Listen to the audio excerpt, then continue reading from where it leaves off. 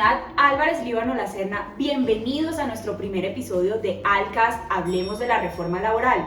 Mi nombre es Carolina Otálora y el día de hoy nos acompaña Carlos Barco, socio de Álvarez Líbano La Serna. Bienvenido, Carlos. Muchas gracias, Carolina, un saludo y a todos los que nos están escuchando. Vamos a hablar un poco de la reforma laboral y uno de los puntos más importantes de la reforma radicada el 16 de marzo ha sido la estabilidad laboral, porque se habla de que por regla general los contratos deberán suscribirse a término indefinido. ¿Qué implicaciones tiene este punto de la propuesta?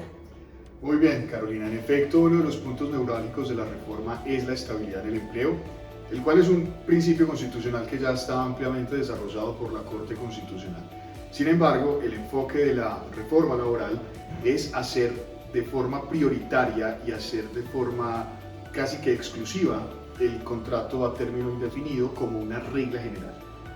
Tenemos que recordar que en la actualidad tenemos tres tipos de contratos: el contrato a término indefinido, el contrato a término fijo y el contrato por una obra o labor determinada. Esos contratos se van a mantener con la reforma. Sin embargo, el espíritu de la reforma es precisamente hacer residuales y excepcionales los contratos por tiempo definido, que son el contrato a término fijo y por obra o labor determinada. Eso quiere decir que se va a priorizar y se va a convertir en la regla general el contrato con una vinculación indefinida. Y eso está expresamente previsto en la reforma. Eso quiere decir varias cosas para los empleadores. Van a poder seguir optando por los contratos a término fijo, por obra o labor determinada, pero tienen que argumentar y tienen que razonar de una forma muy rigurosa por qué escogen una modalidad temporal por término fijo o por obra o labor determinada. Entonces, eleva el nivel de rigor con el que un empleador tiene que justificar por qué acude a una modalidad temporal y no a la regla general, que es el contrato a término indefinido. Eso quiere decir también que los contratos a término fijo no se van a poder utilizar para actividades que sean permanentes del empleador, porque entonces allí se deberá premiar el contrato con una vinculación indefinida. Finalmente, pues también trae unas reglas específicas la reforma laboral, en el sentido que los contratos a término fijo se van a poder seguir prorrogando según la conveniencia de las partes, pero solo por un límite máximo de 2 años. Y si se incumple alguna de estas reglas específicas, pues entonces la consecuencia será que se entenderá como un contrato a término indefinido desde el inicio de la vinculación cualquier incumplimiento de estos requisitos. En términos generales, esa es la gran propuesta en la parte de estabilidad de la reforma. Muchas gracias, Carlos. Y otro punto que ha sido bastante debatido es si hay una estabilidad absoluta o no. En las primeras propuestas de la reforma laboral se hablaba de una estabilidad absoluta, pero en esta que se radicó sí se habla del despido sin justa causa y unos cambios en la indemnización por despido sin justa causa. ¿Nos puedes contar un poco acerca de esto? Bueno, tenemos que sobre ese punto recordar que la legislación original del decreto 2351 de 1965 incluía una acción de reintegro para los eventos de despido injusto.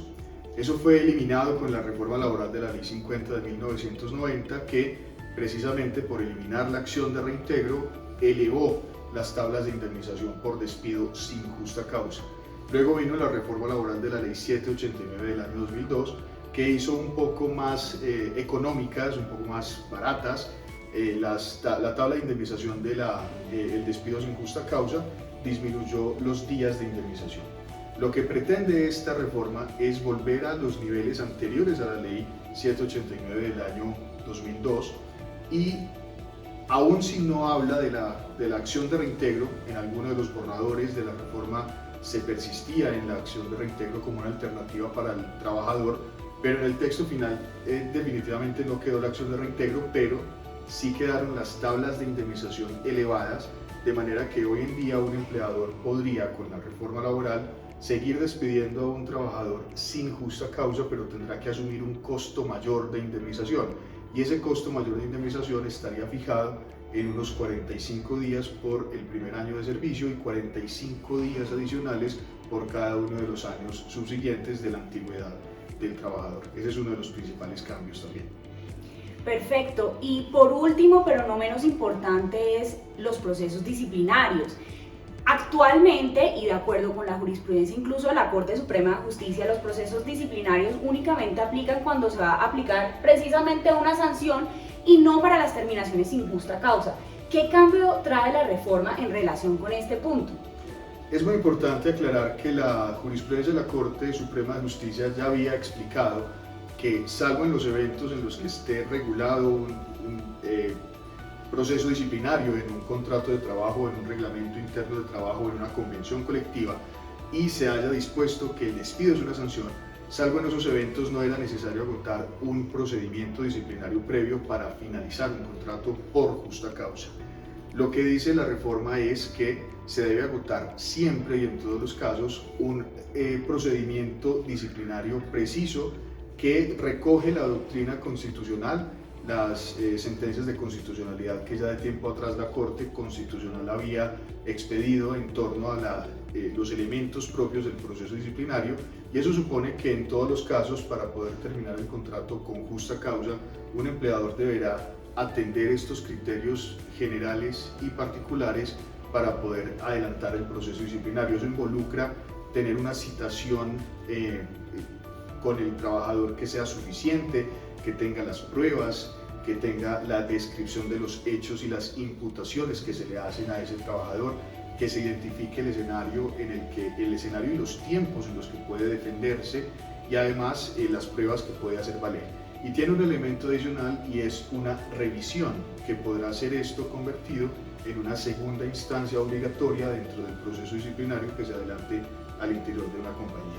Este es uno de los elementos importantes de la reforma de cara a la terminación del contrato con justa causa. Muchas gracias a nuestra comunidad por vernos y escucharnos, y por favor no se les olvide comentarnos qué piensan sobre la reforma y sobre este punto de estabilidad laboral. Gracias, Carlos, por acompañarnos el día de hoy. Muchas gracias, Carolina, y a los que nos están viendo. Gracias por escucharnos y ser parte de la comunidad Álvarez Liévano La Serna. Te esperamos en nuestro próximo podcast. Para saber más sobre nosotros, visita nuestro sitio web www.allabogados.com y síguenos en redes.